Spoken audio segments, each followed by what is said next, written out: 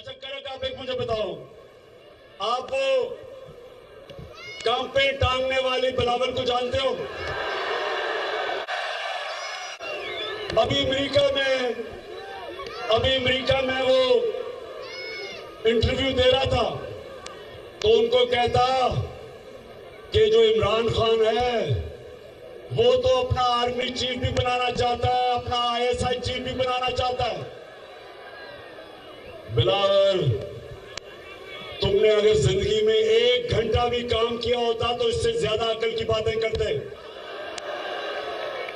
14 साल हो गए, उर्दू नहीं सीखी सही तरह। बिलावल, इमरान खान को ना अपना आर्मी चीफ चाहिए, ना आईएसआई चीफ चाहिए, ना अपना चीफ जस्टिस चाहिए, ना नैब का हेड चाहिए, ना अपना आईजी चाहिए। इमरान खान को मेरिट पे ये लोग चाहिए, मेरिट चाहिए। लेकिन तुम्हारा प्रॉब्लम क्या?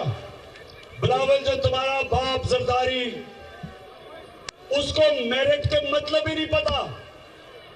अगर उसको मेरिट का मतलब पता होता तो आज तुम्हारी जगह इत्तेजाज आसन को लगाया होता,